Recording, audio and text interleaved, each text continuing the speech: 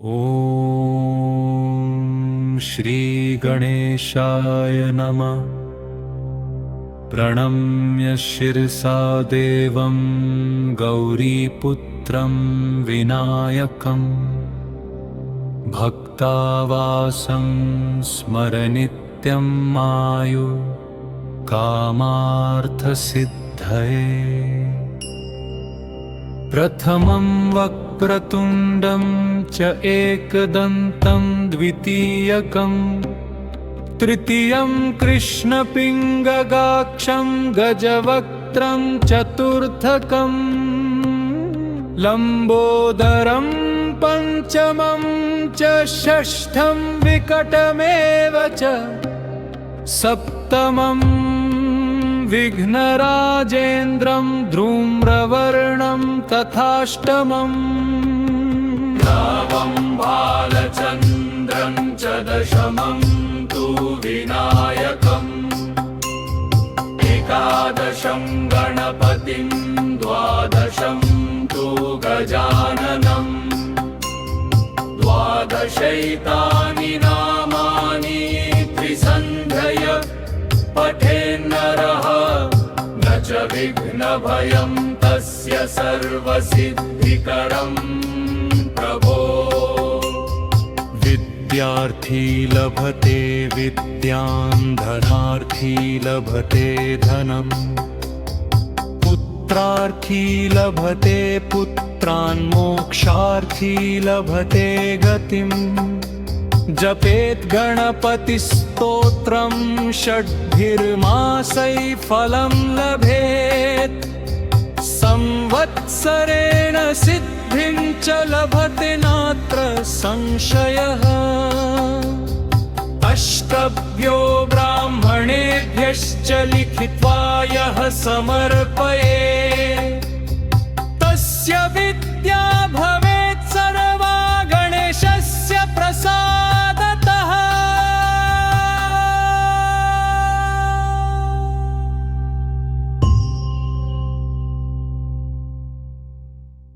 ॐ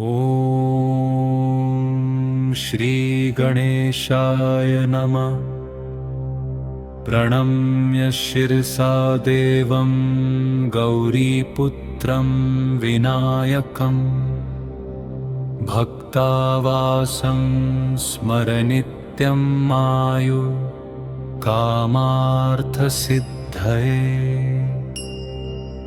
प्रथमं वक्रतुण्डं च एकदन्तं द्वितीयकं तृतीयं कृष्णपिङ्गगाक्षं गजवक्त्रं चतुर्थकं लम्बोदरं पञ्चमं च षष्ठं विकटमेव च सप्तमं विघ्नराजेन्द्रं धूम्रवर्णं तथाष्टमं नवं बालचन्द्रं च दशमं तु विनायकम् एकादशं गणपतिं द्वादशं तु गजाननम् द्वादशैतानि नामानि त्रिसन्ध्यय पठेन्नरः न च विघ्नभयं तस्य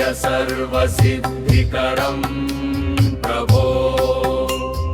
विद्यार्थी लभते विद्यां धनार्थी लभते धनम् पुत्रार्थी लभते पुत्रान् मोक्षार्थी लभते गतिम्। जपेत् गणपतिस्तोत्रं षड्भिर्मासैः फलं लभेत् संवत्सरेण सिद्धिं च लभते नात्र संशयः। अष्टभ्यो ब्राह्मणेभ्यश्च लिखित्वा यः समर्पयेत् तस्य विद्या भवेत् सर्वा गणेशस्य प्रसादतः।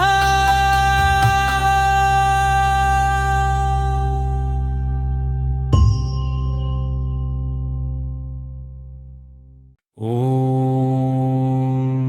श्री श्रीगणेशाय नमः।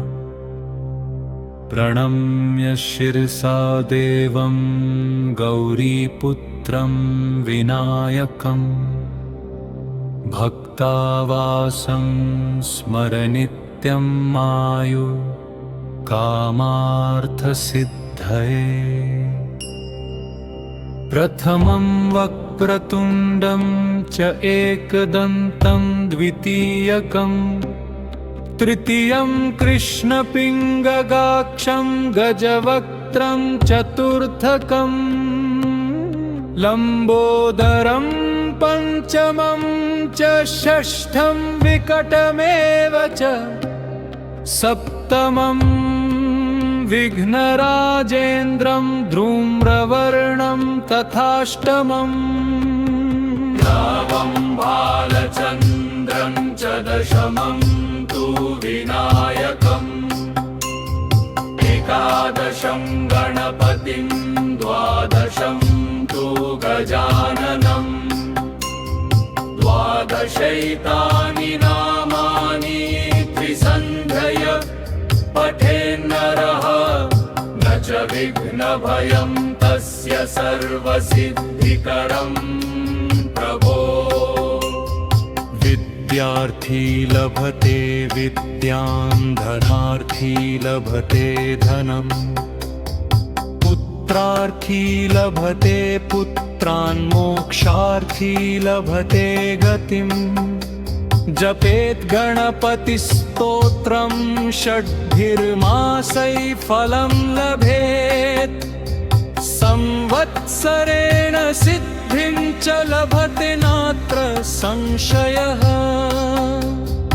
अष्टभ्यो ब्राह्मणेभ्यश्च लिखित्वा यः समर्पये तस्य विद्या भवेत् सर्वा गणेशस्य प्रसादतः।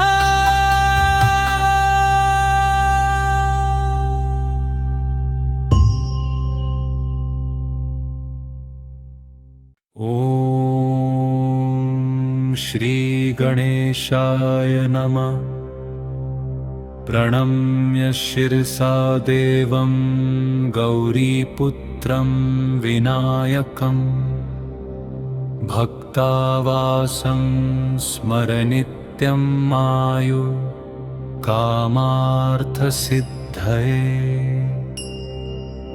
प्रथमं वक्रतुण्डं च एकदन्तं द्वितीयकं तृतीयं कृष्णपिङ्गगाक्षं गजवक्त्रं चतुर्थकं लम्बोदरं पञ्चमं च षष्ठं विकटमेव च सप्तमं विघ्नराजेन्द्रं धूम्रवर्णं तथाष्टमं नवं बालचन्द्रं च दशमं तु विनायकम् एकादशं गणपतिं द्वादशं तु गजाननं द्वादशैतानि नामानि त्रिसन्ध्यय पठेन्नरः न च विघ्नभयं तस्य सर्वसिद्धिकरं प्रभो। विद्यार्थी लभते विद्यां धनार्थी लभते धनं पुत्रार्थी लभते पुत्रान् मोक्षार्थी लभते गतिम्। जपेत् गणपतिस्तोत्रं षड्भिर्मासैः फलं लभेत् संवत्सरेण सिद्धिं च लभते नात्र संशयः। अष्टभ्यो ब्राह्मणेभ्यश्च लिखित्वा यः समर्पये तस्य विद्या भवेत् सर्वा गणेशस्य प्रसादतः।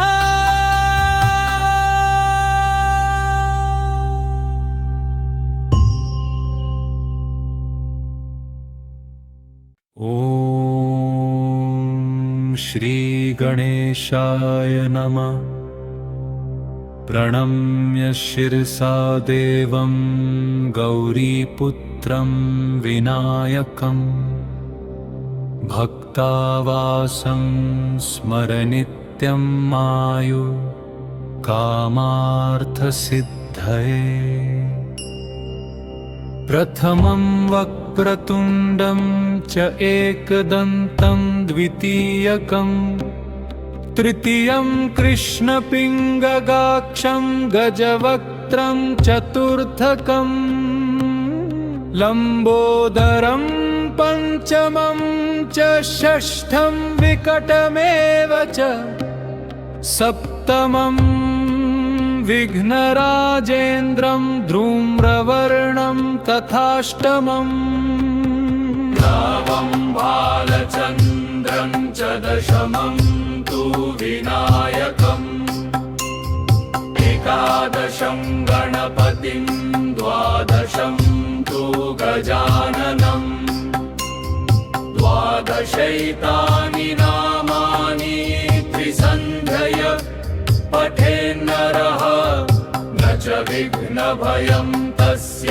सर्वसिद्धिकरं प्रभो विद्यार्थी लभते विद्यां धनार्थी लभते धनम् पुत्रार्थी लभते पुत्रान् मोक्षार्थी लभते गतिम् जपेत् गणपतिस्तोत्रं षड्भिर्मासैः फलं लभेत् संवत्सरेण सिद्धिं च लभते नात्र संशयः अष्टभ्यो ब्राह्मणेभ्यश्च लिखित्वा यः समर्पये तस्य विद्या भवेत् सर्वा गणेशस्य प्रसादतः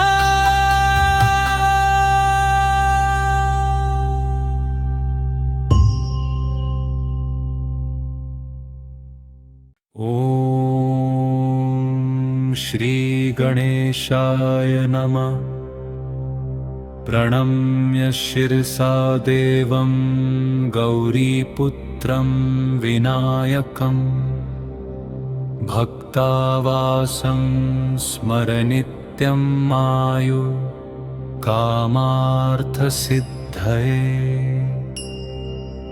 प्रथमं वक्रतुण्डं च एकदन्तं द्वितीयकं तृतीयं कृष्णपिङ्गगाक्षं गजवक्त्रं चतुर्थकं लम्बोदरं पंचमं च षष्ठं विकटमेव च सप्तमं विघ्नराजेन्द्रं धूम्रवर्णं तथाष्टमं नवं बालचन्द्रं च दशमं तु विनायकम् एकादशं गणपतिं द्वादशं तु गजाननम् द्वादशैतानि नामानि त्रिसन्ध्यय पठेन्नरः न च विघ्नभयं तस्य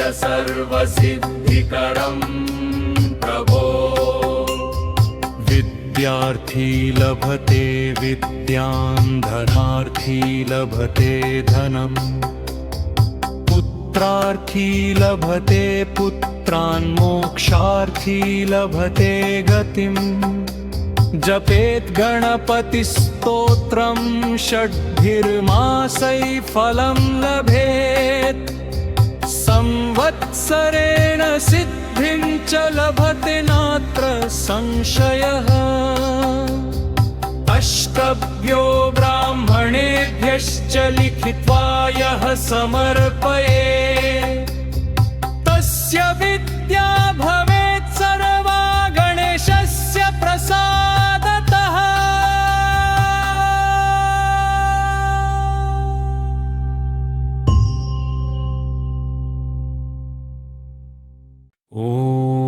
ॐ श्री गणेशाय नमः प्रणम्य शिरसा देवं गौरीपुत्रं गजवक्त्रं विनायकं भक्तावासं स्मरनित्यं आयु कामार्थसिद्धये प्रथमं वक्रतुण्डं च एकदन्तं द्वितीयकं तृतीयं कृष्णपिङ्गगाक्षं गजवक्त्रं चतुर्थकं लम्बोदरं पञ्चमं च षष्ठं विकटमेव च सप्तमं विघ्नराजेन्द्रं धूम्रवर्णं तथाष्टमं नवं बालचन्द्रं च दशमं तु विनायकम् एकादशं गणपतिं द्वादशं तु गजाननम् द्वादशैतानि नामानि त्रिसन्ध्यय पठेन्नरः न च विघ्नभयं तस्य सर्वसिद्धिकरं प्रभो विद्यार्थी लभते विद्यां धनार्थी लभते धनम् पुत्रार्थी लभते पुत्रान् मोक्षार्थी लभते गतिम् जपेत् गणपतिस्तोत्रं षड्भिर्मासैः फलं लभेत् संवत्सरेण सिद्धिं च लभते नात्र संशयः अष्टभ्यो ब्राह्मणेभ्यश्च लिखित्वा यः समर्पयेत् तस्य विद्या भवेत् सर्वा गणेशस्य प्रसादतः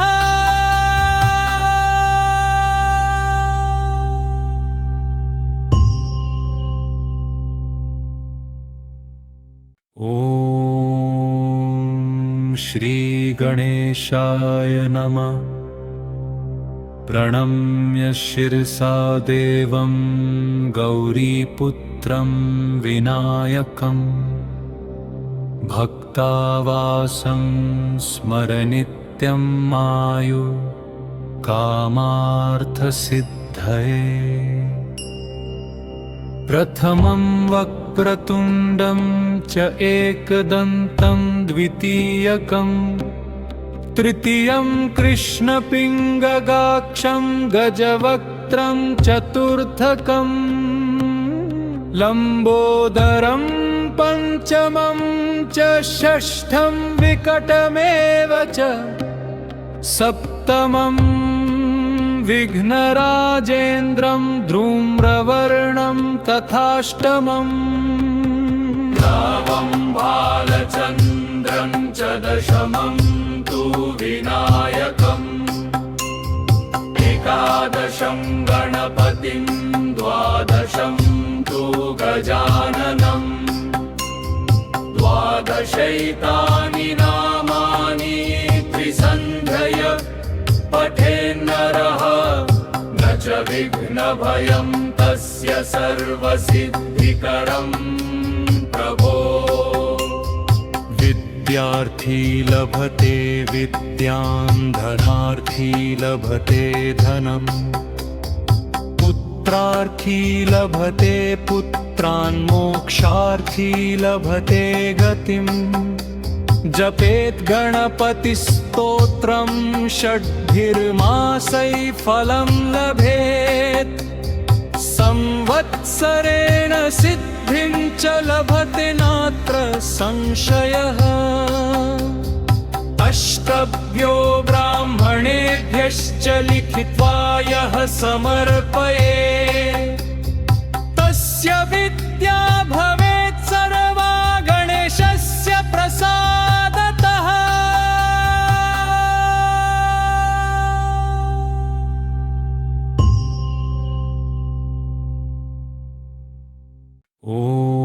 ॐ श्री गणेशाय नमः प्रणम्य शिरसा देवं गौरीपुत्रं विनायकं भक्तावासं स्मरनित्यं मायु कामार्थसिद्धये।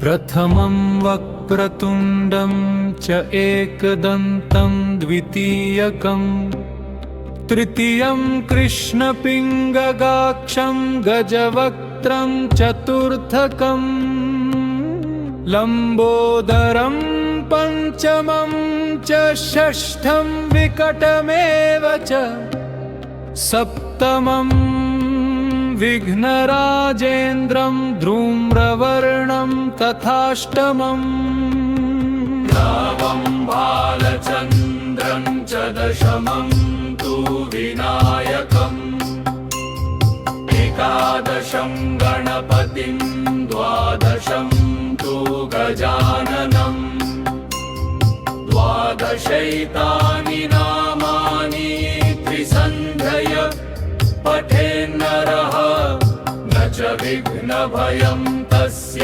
सर्वसिद्धिकरं प्रभो।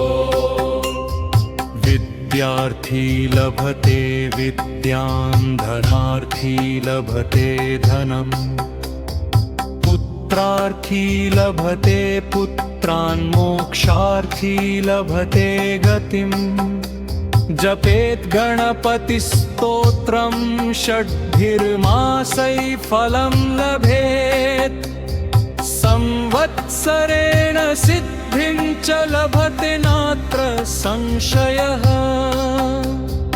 अष्टभ्यो ब्राह्मणेभ्यश्च लिखित्वा यः समर्पयेत् तस्य विद्या भवेत् सर्वा गणेशस्य प्रसादतः।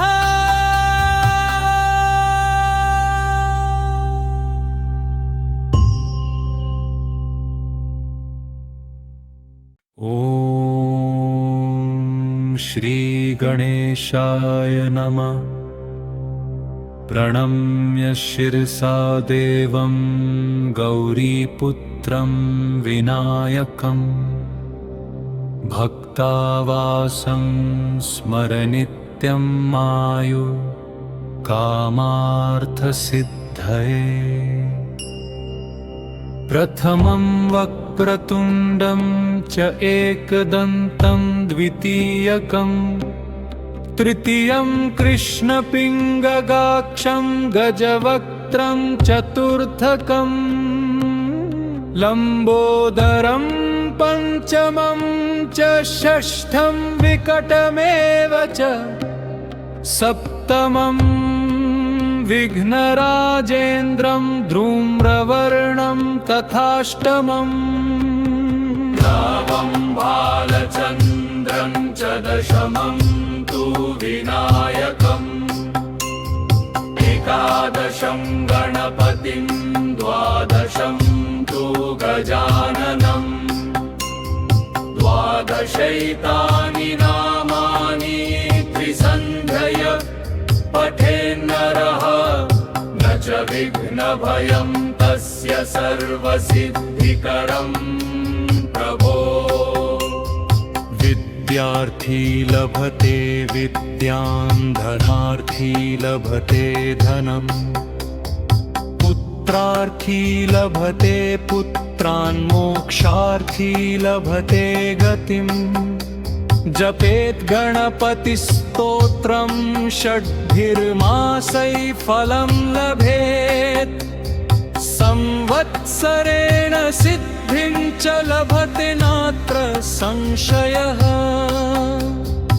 अष्टभ्यो ब्राह्मणेभ्यश्च लिखित्वा यः समर्पयेत् तस्य विद्या भवेत् सर्वा गणेशस्य प्रसादतः।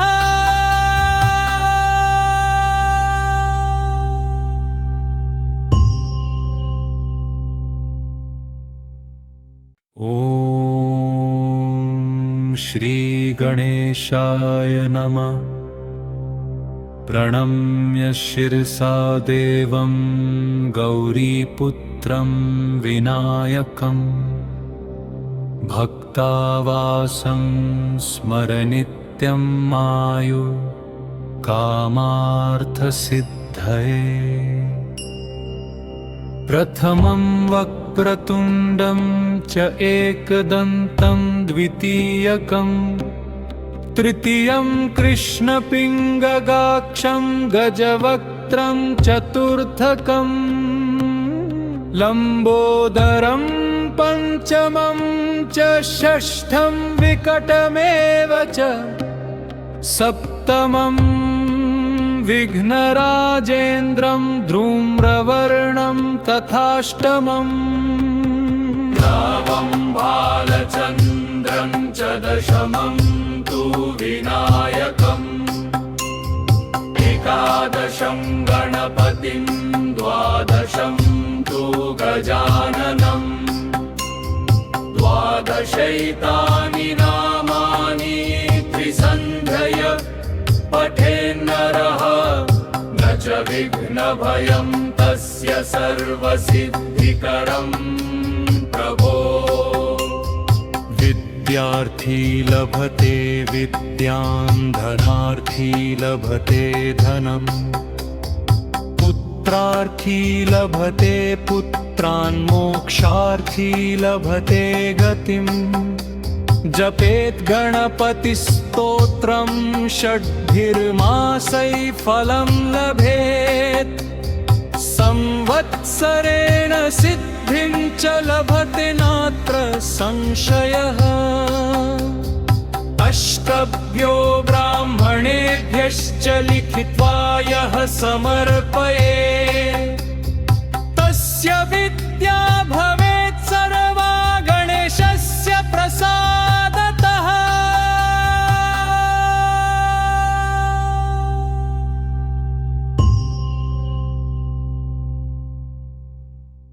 ॐ श्री गणेशाय नमः। प्रणम्य शिरसा देवं गौरीपुत्रं विनायकं भक्तावासं स्मरनित्यं आयु कामार्थसिद्धये। प्रथमं वक्रतुण्डं च एकदन्तं द्वितीयकं तृतीयं कृष्णपिङ्गगाक्षं गजवक्त्रं चतुर्थकं लम्बोदरं पंचमं च षष्ठं विकटमेव च सप्तमं विघ्नराजेन्द्रं धूम्रवर्णं तथाष्टमं नवं बालचन्द्रं च दशमं तु विनायकम् एकादशं गणपतिं द्वादशं तु गजाननम् द्वादशैतानि नामानि त्रिसन्ध्यय पठेन्नरः न च विघ्नभयं तस्य सर्वसिद्धिकरं प्रभो।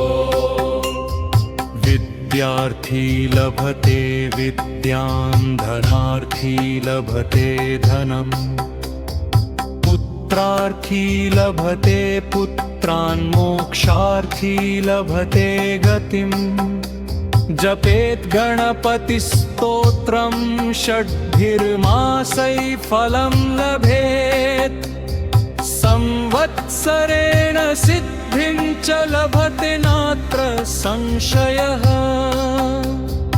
अष्टभ्यो ब्राह्मणेभ्यश्च लिखित्वा यः समर्पयेत् तस्य विद्या भवेत् सर्वा गणेशस्य प्रसादतः।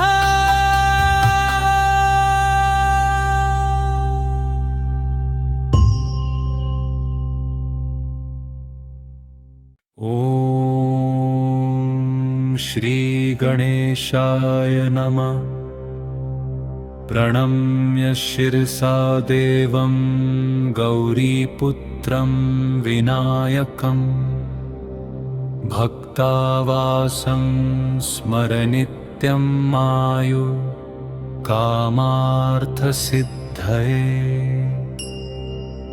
प्रथमं वक्रतुण्डं च एकदन्तं द्वितीयकं तृतीयं कृष्णपिङ्गगाक्षं गजवक्त्रं चतुर्थकं लम्बोदरं पञ्चमं च षष्ठं विकटमेव च सप्तमं विघ्नराजेन्द्रं धूम्रवर्णं तथाष्टमं नवं बालचन्द्रं च दशमं तु विनायकम् एकादशं गणपतिं द्वादशं तु गजाननम् द्वादशैतानि नामानि त्रिसन्ध्यय पठेन्नरः न च विघ्नभयं तस्य सर्वसिद्धिकरं प्रभो।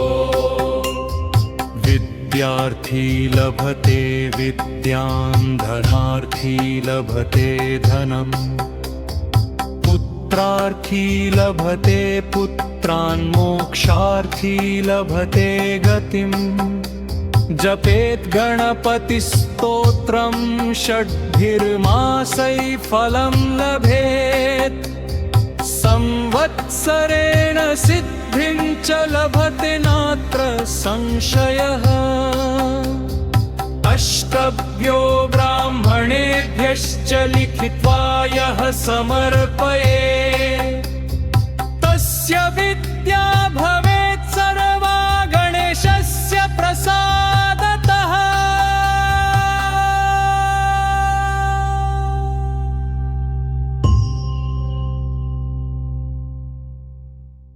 ॐ श्री गणेशाय नमः। प्रणम्य शिरसा देवं गौरीपुत्रं विनायकं भक्तावासं स्मरनित्यं आयु कामार्थसिद्धये।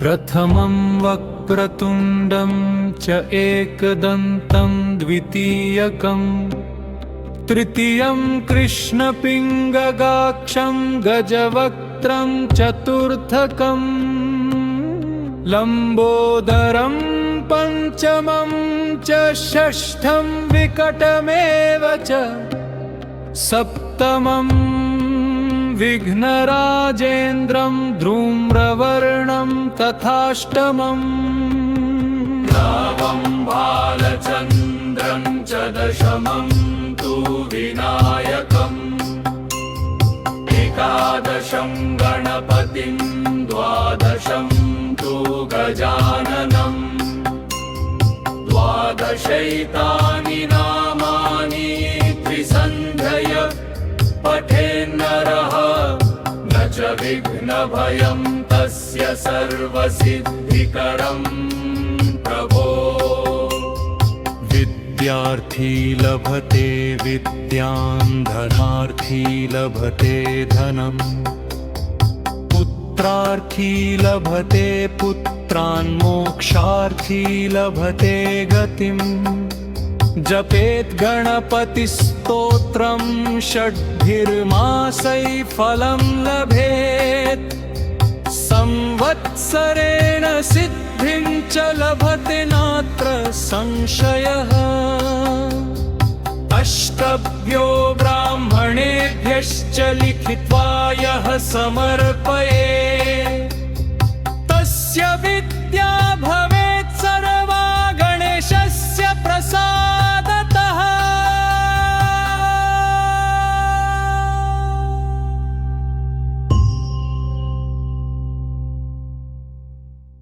ॐ श्री गणेशाय नमः। प्रणम्य शिरसा देवं गौरीपुत्रं विनायकं भक्तावासं स्मरनित्यं आयु कामार्थसिद्धये।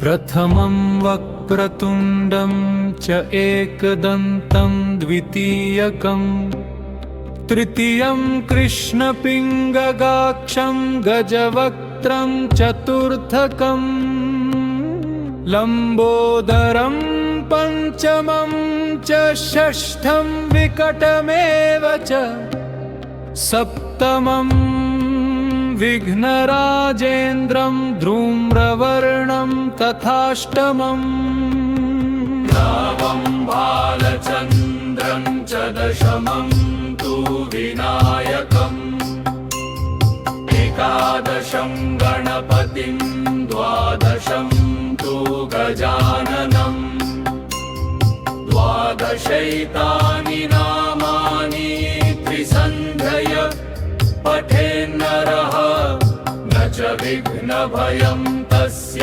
सर्वसिद्धिकरं प्रभो। विद्यार्थी लभते विद्यां धनार्थी लभते धनम् पुत्रार्थी लभते पुत्रान् मोक्षार्थी लभते गतिम् जपेत् गणपतिस्तोत्रं षड्भिर्मासैः फलं लभेत् संवत्सरेण सिद्धिं च लभते नात्र संशयः। अष्टभ्यो ब्राह्मणेभ्यश्च लिखित्वा यः समर्पयेत् तस्य विद्या भवेत् सर्वा गणेशस्य प्रसादतः।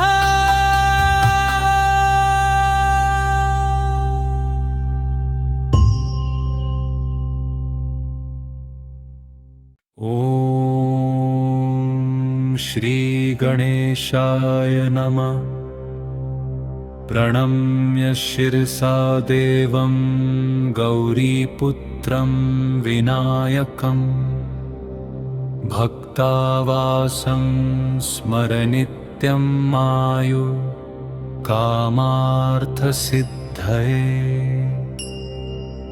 प्रथमं वक्रतुण्डं च एकदन्तं द्वितीयकं तृतीयं कृष्णपिङ्गगाक्षं गजवक्त्रं चतुर्थकं लम्बोदरं पञ्चमं च षष्ठं विकटमेव च सप्तमं विघ्नराजेन्द्रं धूम्रवर्णं तथाष्टमं नवं बालचन्द्रं च दशमं तु विनायकम् एकादशं गणपतिं द्वादशं तु गजाननम् द्वादशैतानि नामानि त्रिसन्ध्यय पठेन्नरः न च विघ्नभयं तस्य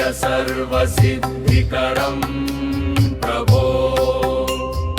विद्यार्थी लभते विद्यां धनार्थी लभते धनम् पुत्रार्थी लभते पुत्रान् मोक्षार्थी लभते गतिम् जपेत् गणपतिस्तोत्रं षड्भिर्मासैः फलं लभेत् संवत्सरेण सिद्धिं च लभते नात्र संशयः। अष्टभ्यो ब्राह्मणेभ्यश्च लिखित्वा यः समर्पयेत् तस्य विद्या भवेत् सर्वा गणेशस्य प्रसादतः।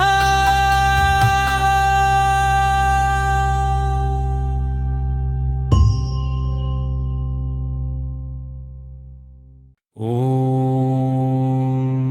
श्री गणेशाय नमः।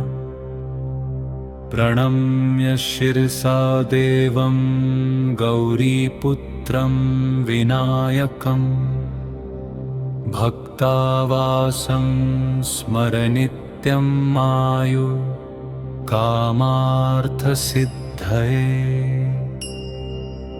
प्रथमं वक्त्रतुण्डं वक्रतुण्डं च एकदन्तं द्वितीयकम् तृतीयं कृष्णपिङ्गगाक्षं गजवक्त्रं चतुर्थकम् लम्बोदरं पञ्चमं च षष्ठं विकटमेव च सप्तमं विघ्नराजेन्द्रं धूम्रवर्णं तथाष्टमम् नवं बालचन्द्रं च दशमं तु विनायकम् एकादशं गणपतिं द्वादशं तु गजाननम् द्वादशैतानि नामानि त्रिसन्ध्यय पठेन्नरः न च विघ्नभयं तस्य सर्वसिद्धिकरं प्रभो। विद्यार्थी लभते विद्यां धनार्थी लभते धनम् पुत्रार्थी लभते पुत्रान् मोक्षार्थी लभते गतिम् जपेत् गणपतिस्तोत्रं षड्भिर्मासैः फलं लभेत् संवत्सरेण सिद्धिं च लभते नात्र संशयः। अष्टभ्यो ब्राह्मणेभ्यश्च लिखित्वा यः समर्पयेत् तस्य विद्या भवेत् सर्वा गणेशस्य प्रसादतः।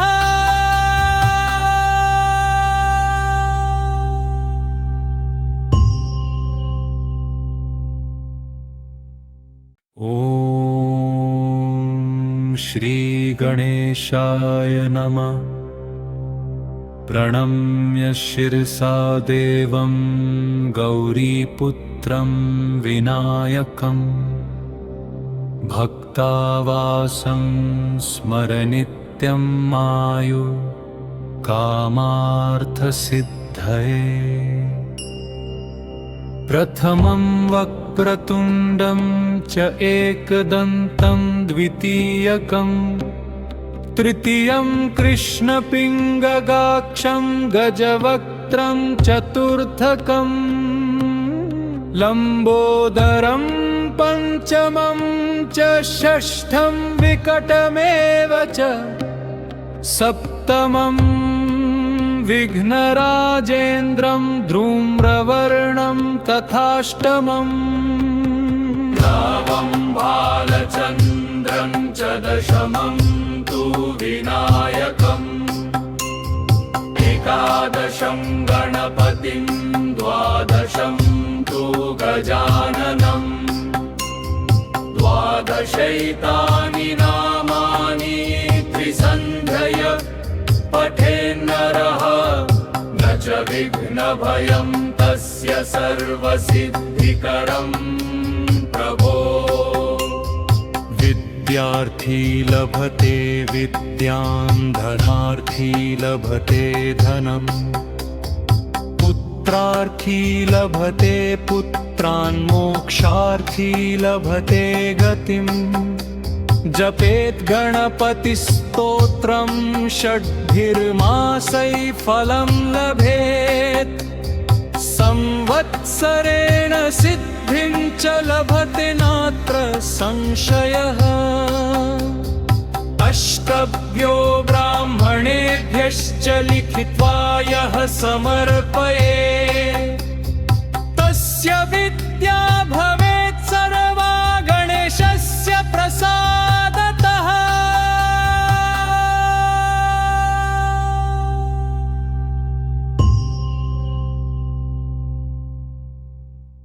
ॐ श्री गणेशाय नमः। प्रणम्य शिरसा देवं गौरीपुत्रं विनायकं भक्तावासं स्मरनित्यं आयु कामार्थसिद्धये। प्रथमं वक्रतुण्डं च एकदन्तं द्वितीयकं तृतीयं कृष्णपिङ्गगाक्षं गजवक्त्रं चतुर्थकं लम्बोदरं पञ्चमं च षष्ठं विकटमेव च सप्तमं विघ्नराजेन्द्रं धूम्रवर्णं तथाष्टमं नवं बालचन्द्रं च दशमं तु विनायकम् एकादशं गणपतिं द्वादशं तु गजाननम् द्वादशैतानि नामानि त्रिसन्ध्यय पठेन्नरः न च विघ्नभयं तस्य सर्वसिद्धिकरं प्रभो। विद्यार्थी लभते विद्यां धनार्थी लभते धनम् पुत्रार्थी लभते पुत्रान् मोक्षार्थी लभते गतिम् जपेत् गणपतिस्तोत्रं षड्भिर्मासैः फलं लभेत् संवत्सरेण सिद्धिं च लभते नात्र संशयः। अष्टभ्यो ब्राह्मणेभ्यश्च लिखित्वा यः समर्पयेत् तस्य विद्या भवेत् सर्वा गणेशस्य प्रसादतः।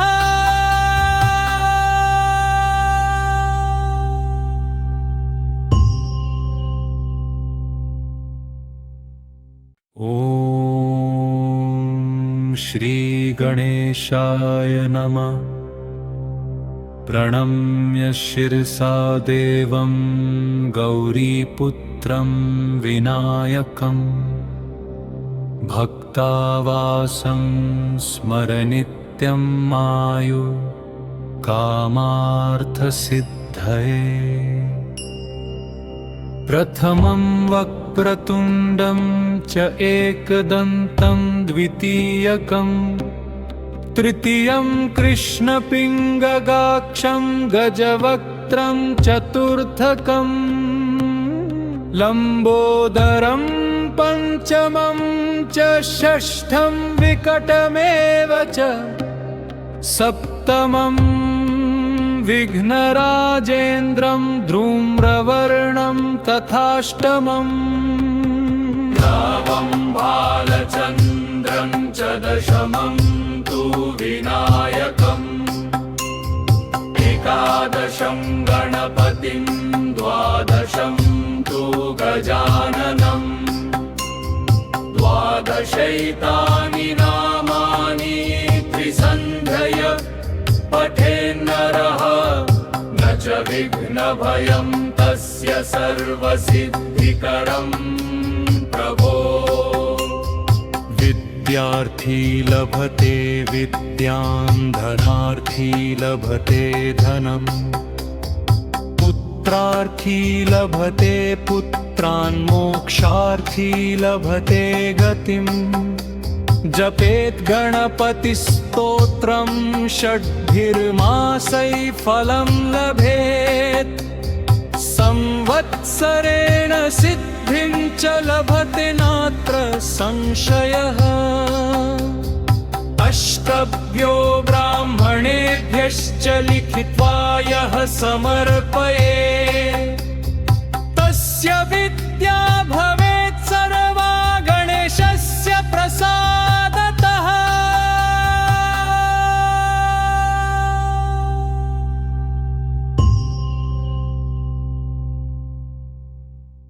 ॐ श्री गणेशाय नमः। प्रणम्य शिरसा देवं गौरीपुत्रं विनायकं भक्तावासं स्मरनित्यं आयु कामार्थसिद्धये।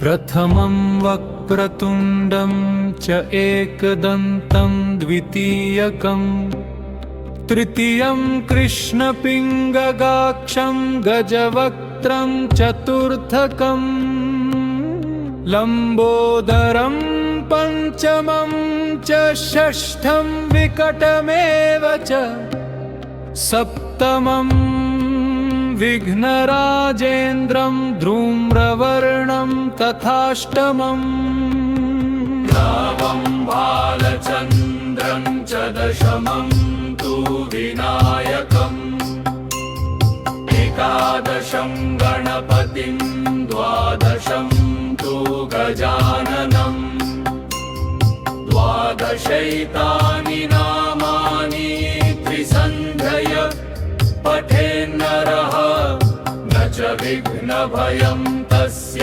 सर्वसिद्धिकरं प्रभो। विद्यार्थी लभते विद्यां धनार्थी लभते धनम् पुत्रार्थी लभते पुत्रान् मोक्षार्थी लभते गतिम् जपेत् गणपतिस्तोत्रं षड्भिर्मासैः फलं लभेत् संवत्सरेण सिद्धिं च लभते नात्र संशयः। अष्टभ्यो ब्राह्मणेभ्यश्च लिखित्वा यः समर्पयेत् तस्य विद्या भवेत् सर्वा गणेशस्य प्रसादतः।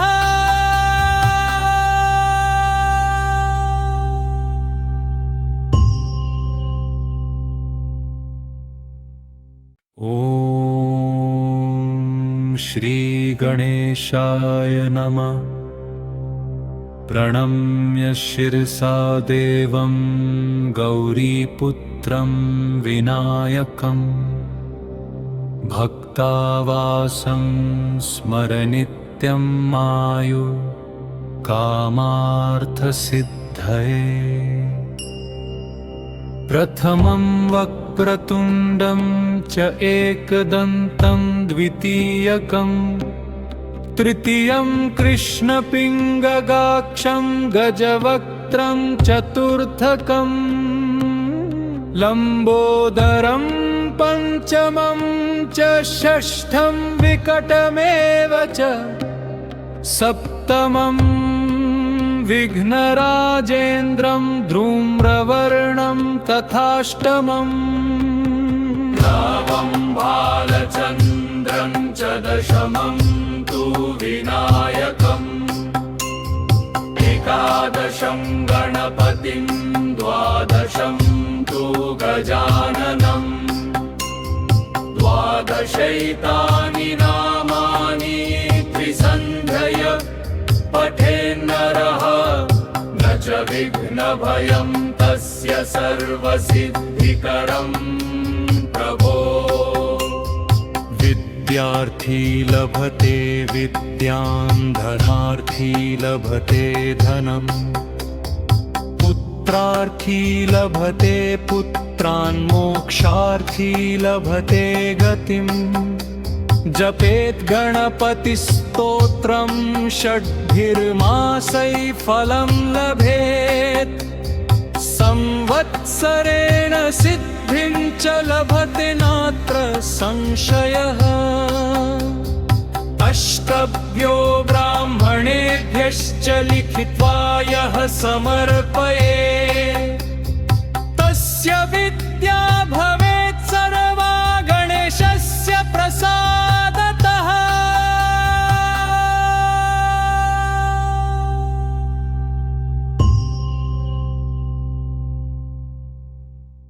ॐ श्री गणेशाय नमः। प्रणम्य शिरसा देवं गौरीपुत्रं विनायकं भक्तावासं स्मरनित्यं आयु कामार्थसिद्धये।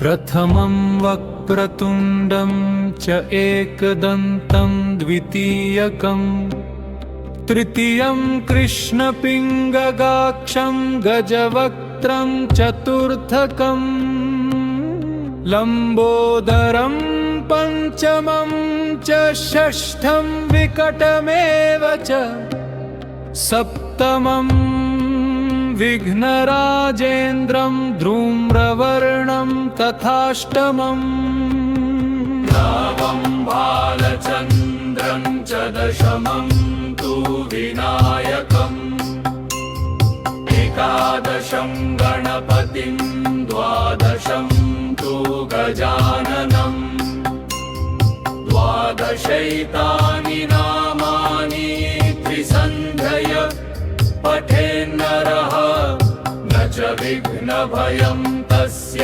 सर्वसिद्धिकरं प्रभो विद्यार्थी लभते विद्यां धनार्थी लभते धनम् पुत्रार्थी लभते पुत्रान् मोक्षार्थी लभते गतिम् जपेत् गणपतिस्तोत्रं षड्भिर्मासैः फलं लभेत् संवत्सरेण सिद्धिं च लभते नात्र संशयः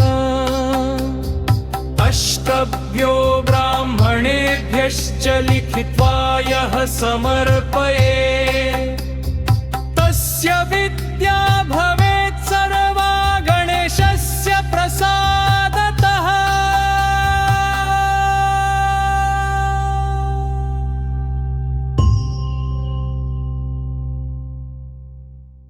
ॐ श्री गणेशाय नमः। प्रणम्य शिरसा देवं गौरीपुत्रं विनायकं भक्तावासं स्मरनित्यं आयु कामार्थसिद्धये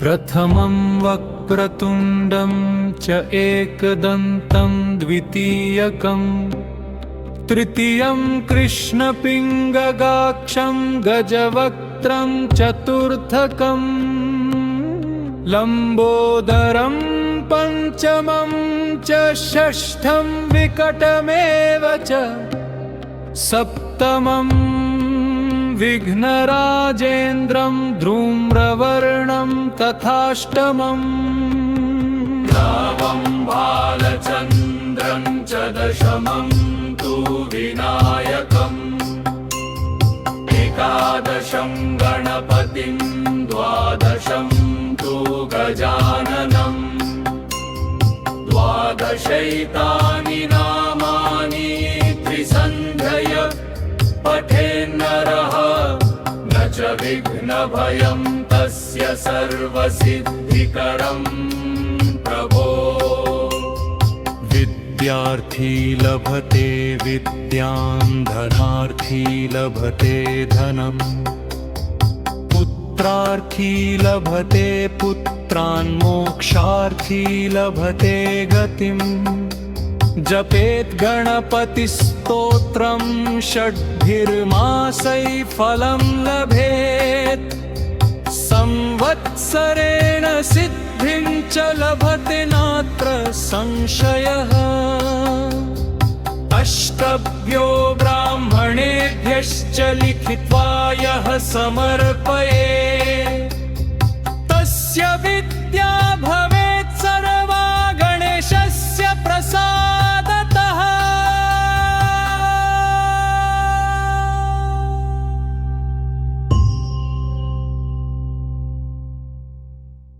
ॐ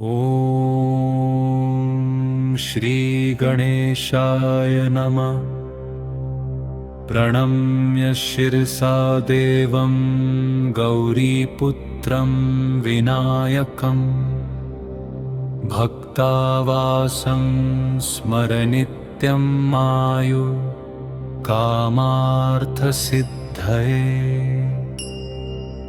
प्रथमं वक्रतुण्डं च एकदन्तं द्वितीयकं तृतीयं कृष्णपिङ्गगाक्षं गजवक्त्रं चतुर्थकं लम्बोदरं पञ्चमं च षष्ठं विकटमेव च सप्तमं विघ्नराजेन्द्रं धूम्रवर्णं तथाष्टमम् नवं बालचन्द्रं च दशमं तु विनायकम् एकादशं गणपतिं द्वादशं तु गजाननम् द्वादशैतानि नामानि त्रिसन्ध्यय पठेन्नरः न च विघ्नभयं तस्य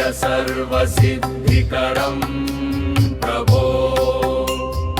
विद्यार्थी लभते विद्यां धनार्थी लभते धनम् पुत्रार्थी लभते पुत्रान् मोक्षार्थी लभते गतिम् जपेत् गणपतिस्तोत्रं षड्भिर्मासैः फलं लभेत् संवत्सरेण सिद्धिं च लभते नात्र संशयः।